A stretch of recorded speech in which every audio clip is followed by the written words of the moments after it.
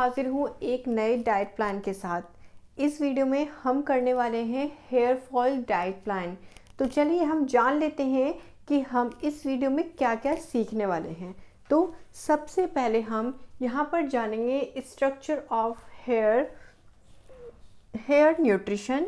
किस न्यूट्रिशन की डेफिशिएंसी की वजह से हेयर फॉल रहता है, और न्यूट्रिशन मेल और फीमेल पैटर्न, इसमें क्या डिफरेंस है। देखिए मेल के जो बार्डनेस का, जो गंजेपन का जो पैटर्न है वो अलग रहता है, और जो फीमेल का है वो यहाँ अलग रहता है। Diet plan for hair growth के लिए क्या डाइट प्लान रहेगा। ओके, इसके अलावा हम जानेंगे, इसमें मैं आपको एक ऐसी रेसिपी बताऊंगी जिससे आपके जो हेयर हेल्थ है वो अच्छी हो सकती है। ओके, तो चलिए हम अपनी वीडियो को स्टार्ट कर लेते हैं और जान लेते हैं अपने हेयर फॉल के बारे में। सबसे पहले आपको आपका हेयर का स्ट्रक्चर पता होना चाहिए। देखिए मैं आपको बहुत डीप में तो नहीं समझाऊंगी, क्योंकि अगर मैं आपको स्ट्रक्चर समझाने लगी तो वीडियो बहुत ज़्यादा लंबी हो जाएगी। तो मैं यहाँ पर आपको थोड़ा बहुत आपको समझा देती हूँ, ताकि आपको पता लगे कि हेयर फॉल क्यों होता है, क्या इसकी वजह रहती है। देखिए सबसे पहले हमने हेयर को 2 पार्ट्स में यहाँ पर डिवाइड करा। 2 पार्ट्स में जो हमारा स्किन से ऊपर जो बाहर बाल निकला है उसे हम बोलते हैं हेयर शाफ्ट। ये पूरा हेयर शाफ्ट है, और जो स्किन के नीचे है वो हमारा क्या है, हेयर रूट। ओके, अब आप देखो, अब आपको आप अब जब एक पौधा लगाते हैं आपको किस चीज़ की नीड रहती है, एक गमले की नीड रहती है। ओके, एक गमला आपने लगाया। ओके, इसमें आपने लगा दिया एक पौधा। ओके, एक आपने पौधा इसके अंदर लगा दिया। तो ये गमला क्या है, फॉलिकल। ओके, और ये क्या है, हेयर। ऐसे ही अब देखो, अब आपको समझ में आएगा। ये जो आपको स्ट्रक्चर नज़र आ रहा है ये क्या है, ये गमला है। क्या है, ये गमला। ओके, और ये जो हेयर यहाँ से निकल रहा है ये पौधा लगा है यहाँ पर। ठीक है, तो अब आपको ये जानना ज़रूरी है, हमारी बॉडी पे मिलियन फॉलिकल्स होते हैं। ऐसे गमले हमारी बॉडी पे मिलियन रहते हैं, और ये फॉलिकल्स जितने बनने होते हैं ड्यूरिंग प्रेगनेंसी बन जाते हैं। जब बच्चा अपनी माँ के पेट में होता है तो जितने ही फॉलिकल्स बनने होते हैं उतने बन जाते हैं। ठीक है, जब बच्चा जन्म लेता है उस वक्त उसकी बॉडी पे मिलियन फॉलिकल्स प्रेजेंट रहते हैं, क्योंकि हेयर बहुत सारी चीज़ों से हमें प्रोटेक्ट करता है। ओके, तो अब क्या होता है, अब बच्चे की जितनी बॉडी पे हेयर बन गए, अब उसकी जो हेयर हैं, उसके जो मतलब हेड के जो हेयर हैं वो फॉलिकल्स उतने ही रहेंगे। जब वो बड़ा होता रहेगा वो फॉलिकल्स बड़े होते रहते हैं। ओके, लेकिन हाँ मतलब कोई फॉलिकल नया नहीं बनता, फॉलिकल उतने ही रहते हैं हमेशा। जो गमले हैं वो हमेशा उतने ही रहेंगे। ओके, अब देखो इसमें यहाँ पर कुछ नर्व्स भी जाती हैं। आपने सुना होगा कि बालों की मालिश करनी चाहिए, उससे ब्लड सर्कुलेशन अच्छा होता है। बिल्कुल सही बात है, बालों की मालिश भी करनी चाहिए, क्योंकि यहाँ पे कुछ ऐसी ब्लड वेसल्स हैं जिनका ब्लड सर्कुलेशन अच्छा होता है, और आपके बाल की जो हेल्थ है वो अच्छी होती है। ओके, अब आपने ये जाना कि इसका मतलब एक प्रोसेस है। ओके, अब यहाँ पर आप यहाँ देखें, जो ये हेयर है इसकी भी 3 लेयर्स होती हैं। 3 लेयर्स, अब मैं आपको इसको सही से समझाती हूँ। 3 लेयर्स, पहली है क्यूटिकल, कॉर्टेक्स एंड मेड्यूला। ये 3 लेयर प्रेजेंट रहती हैं। Okay, cuticle, cortex and medulla. देखिए क्यूटिकल का काम क्या होता है, क्यूटिकल हमारे बाल को एक ग्लोसी मतलब शाइन प्रोवाइड करता है। ओके, और कॉर्टेक्स का काम क्या रहता है, कॉर्टेक्स हमारे बाल को पिगमेंट प्रोवाइड करता है। देखिए जितने भी कलर्स हम डाइज वगैरह लगाते हैं वो किस लेयर पे काम करते हैं, वो कॉर्टेक्स लेयर पे काम करते हैं। और जो इसके लास्ट की लेयर रहती है वो है मेडुला।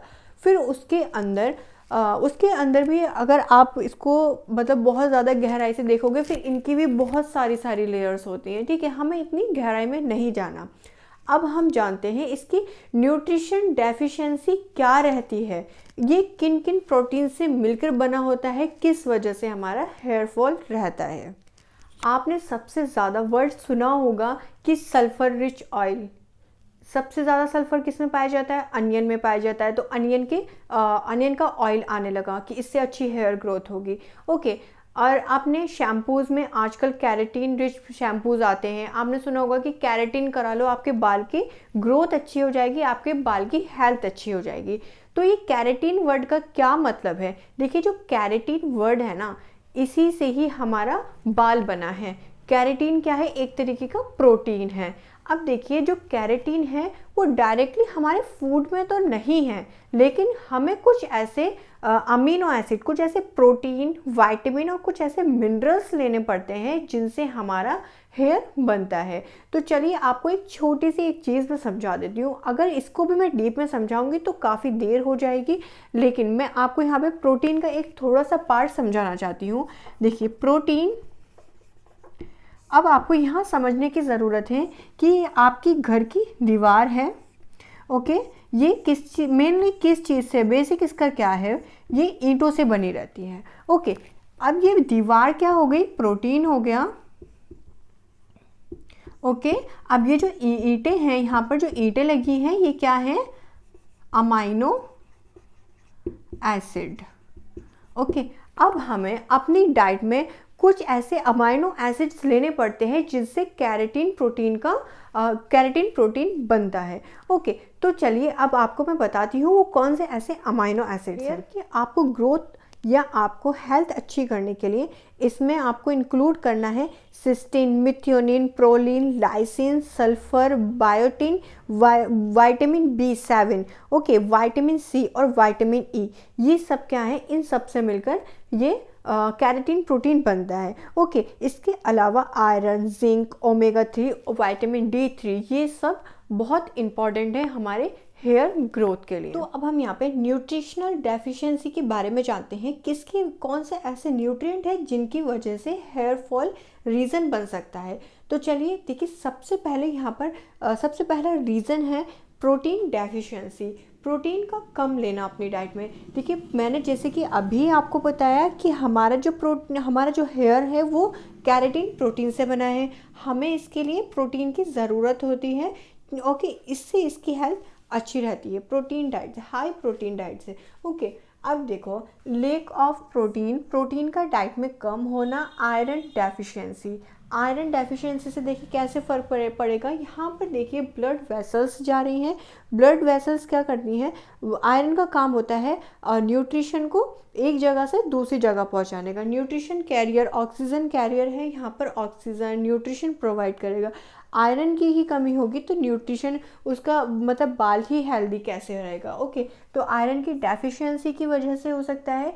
और विटामिन ए का काम होता है कि हमारे जो बाल हैं उनको विटामिन ए और ई का उनको नरिशमेंट प्रोवाइड करता है। ओके, इसके अलावा विटामिन डी उसको स्ट्रॉन्ग बनाता है। विटामिन सी जो इसमें जो बेकार वो है, मतलब लेयर इसमें जो जमा हो जाती है उसको बाहर निकालने में हेल्प करता है। देखिए, मैं आपको बहुत इजी लैंग्वेज में बताने की कोशिश कर रही हूँ।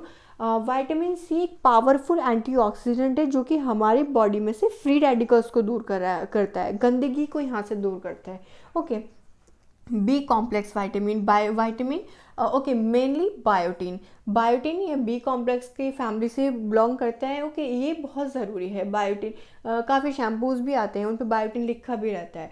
ओके, हार्मोनल इम्बैलेंस होना, हार्मोन्स का इम्बैलेंस होना, जैसे कि थायराइड होना, डायबिटिक पेशेंट है, ओके, और PCOS PCOD होना, इन सब की वजह से क्या हेयर फॉल रह सकता है, क्योंकि ये ऐसे मतलब ये न्यूट्रिशन को ख़त्म करते हैं, तो इसकी वजह से क्या रहता है, हेयर फॉल हो सकता है, कॉमन है। ओके, हाँ, स्ट्रेस, देखिए स्ट्रेस की वजह से एक मतलब परमानेंट तो नहीं होता hair fall, temporary hair fall हो सकता है, लेकिन वो रीग्रो हो जाता है। ओके, इसके अलावा हार्श केमिकल ट्रीटमेंट, जैसे कि मैंने आपको बताया कि कैरेटीन प्रोटीन का ट्रीटमेंट लेना और स्मूदनिंग कराना, कर्लिंग और हेयर ड्राई, यहाँ तक कि हेयर ड्रायर भी नहीं करना चाहिए बालों में। ओके, वो क्या करता है, इसके स्ट्रक्चर को चेंज करने लगता है, बालों के जो स्ट्रक्चर है ना उसको चेंज करता है, उनको रफ बनाता है।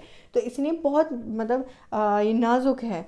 ओके, हर्ष केमिकल ट्रीटमेंट लेना, प्रोडक्ट का यूज़ करना, अलग अलग प्रोडक्ट का यूज़ करना। ओके, पुअर स्कैल्प हेल्थ, मतलब जो स्कैल्प है उसको अच्छे से वॉश ना करना, ये भी इसका कारण बन सकता है।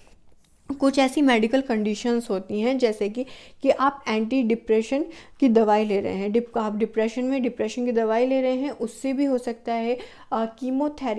थेरेपी से भी यहाँ पर बाल्डनेस देखिए, एजिंग, उम्र के साथ बाल अपना ख़त्म होने शुरू हो जाते हैं, मतलब बाल हल्का होना शुरू हो जाता है। जेनेटिक्स, अगर पेरेंट की तरफ से ही बाल हल्का है या कोई बाल्डनेस की प्रॉब्लम है तो वो कॉमन है, वो रहेगी। और जितने फॉलिकल्स आपकी माँ के पेट में बन गए वो बन गए, लेकिन दूसरे हम नहीं बना सकते, लेकिन जो आपका हेयर फॉलिकल है उसकी हेल्थ अच्छी कर सकते हैं। इसके अलावा हम उसको नया हेयर फॉलिकल नहीं दे सकते।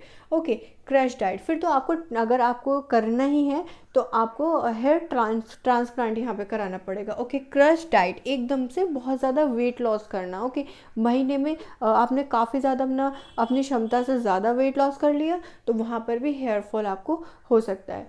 ओके, तो अब हमें यहाँ पर देखना क्या है कि आपको अपनी, अब हम चलो बनाते हैं यहाँ, तो अब हम यहाँ पे सबसे पहले मेल और फीमेल का जो बाल्डनेस पैटर्न है वो थोड़ा सा हम समझ लेते हैं। देखिए, यहाँ पे जो मेल है उसका पैटर्न अलग होता है और फीमेल का पैटर्न अलग होता है। वो ऐसा क्यों? क्योंकि दोनों के हार्मोन्स यहाँ पर अलग हैं। इसमें देखिए होता क्या है, जो मेल है उसमें DHT हार्मोन, मतलब डिहाइड्रोटेस्टोस्टेरोन हार्मोन है, जो कि यहाँ पे प्रॉब्लम करता है। और फीमेल में ईस्ट्रोजन हार्मोन का लेवल जब ड्रॉप होता है, जब उनका मेनोपॉज का टाइम आता है, वहाँ पर उनको बाल्डनेस की प्रॉब्लम देखी गई है। यहाँ पर बात करते हैं हेयर फॉल डाइट प्लान के बारे में। तो चलिए अब हम देखते हैं कि हमें अपनी डाइट में क्या क्या इंक्लूड करना चाहिए।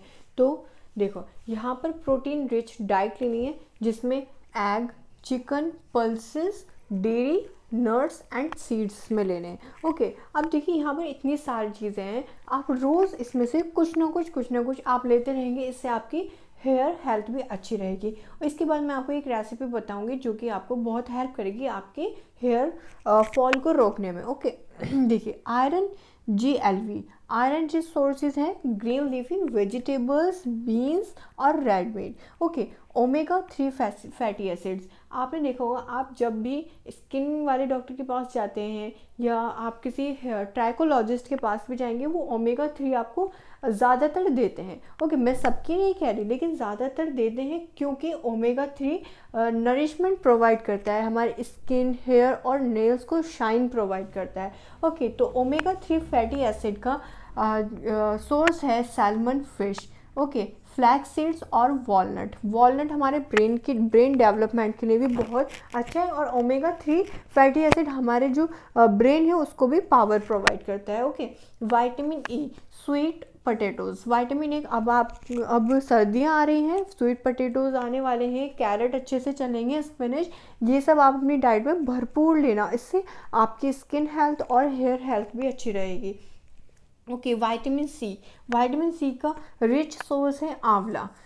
सबसे पहले आपको आंवला, कीवी, गुआवा, बेल पेपर्स, ये सब आपको इंक्लूड करने हैं विटामिन C लेने के लिए। देखिए, इसके अलावा अब जैसे कि अब सर्दी आ रही है, इसमें चुकंदर, बीट रूट, आंवला और कैरेट, आप इन तीनों का जूस निकाल कर अगर आप पीते हैं, उससे भी आपकी स्किन और हेयर हेल्थ अच्छी रहती है। ओके, इसका आपको, अगर आप डेली 15 दिन तक डेली आपको इस जूस को लेंगे ना, आपको 15 दिन में आपको इसका रिजल्ट दिख जाता है। Vitamin D, sunlight, fortified dairy products आपको इसके अंदर लेने हैं। बायोटीन के लिए बायोटीन विटामिन B7 जो कि आपकी हेयर को स्ट्रॉन्ग बनाता है, स्ट्रॉन्गनेस प्रोवाइड करता है। तो बायोटीन B7 के क्या क्या सोर्स हैं? Almond, eggs, almond, whole grain में ये प्रेजेंट रहता है। ओके, जिंक का भी एक बहुत बड़ा रोल है हमारे हेयर ग्रोथ में, ये हेयर ग्रोथ को सपोर्ट करता है। ओके, इसमें क्या है? नट्स एंड सीड्स इसमें बहुत मेजर रोल प्ले करते हैं। देखिए, सीड्स आप कुछ, मतलब आप सारे सीड्स को मिक्स कर लीजिए, फ्लैक्स सीड्स, सनफ्लावर सीड्स, जो भी आपको अच्छे लगे सारे सीड आप इसको मिक्स कर लीजिए। रोज़ आपको मतलब 2 चम्मच आपको लेने हैं, ठीक है। अब मैं आपको एक मैजिकल रेसिपी बताती हूँ जिससे आपका जो हेयर फॉल है वो बिल्कुल रुक जाएगा, लेकिन आपको इसको 1 मंथ तक डेली करना है। इस मैजिकल रेसिपी के लिए आपको करना क्या है, देखिए इसमें आपको लेना है 20 ग्राम फ्लैक्स सीड्स, 1 कप मतलब 150 से 200 ग्राम आपको यहाँ पे दही लेनी है। देखिए फ्लैक्स सीड में होता है ओमेगा 3 जो कि आपके स्कैल्प को नरिश करेगा, फॉलिकल्स को स्ट्रॉन्गनेस प्रोवाइड करेगा, और इसके अंदर एंटीऑक्सीडेंट है जो कि आपकी स्कैल्प में जो मतलब डेड सेल्स जो जमा हो गए हैं उनको बाहर निकालने में ये मदद करेगा। ओके, जैसे कि दही गट हेल्थ को इम्प्रूव करता है, न्यूट्रिशन के एब्जॉर्प्शन को अच्छा करता है, विटामिन और मिनरल्स के एब्जॉर्प्शन को अच्छा करेगा, और कैल्शियम आपको देगा, ठीक है। इससे क्या होगा, आपकी हेयर ग्रोथ आपकी अच्छी हो जाएगी और हेयर फॉल आपका रुक जाएगा। तो आपको यहाँ पर ध्यान रखना है कि इस रेसिपी के बाद आपको पानी अच्छे से पीना है। आपको 8 से 10 ग्लास पानी डेली पीना है, जिससे आपकी बॉडी नरिश रहे और आपका जो स्कैल्प है वो नरिश रहे। ओके, तो अब हम देखते हैं keratin, protein, biotin, sulphur rich, इन सब के नाम पर बहुत सारे शैम्पूज आते हैं, बट मैं आपको एक बहुत सस्ता सा एक ऑयल जिसका मैं लिंक आपको डिस्क्रिप्शन में दे दूँगी, आप वहाँ से मंगा सकते हैं। ये इसके अंदर कोई केमिकल नहीं है, कुछ नहीं है, और ये आपके हेयर ग्रोथ को भी अच्छा रखेगा और आपके स्कैल्प को भी नरिश रखेगा। तो आपको मैं लिंक दे दूँगी, आप वहाँ से इसको मंगवा। आज की हमारी ये वीडियो यही कंप्लीट होती है। मैं नेक्स्ट वीडियो में आपके लिए ऐसी ही एक अच्छे से डाइट प्लान के साथ फिर से हाजिर रहूँगी।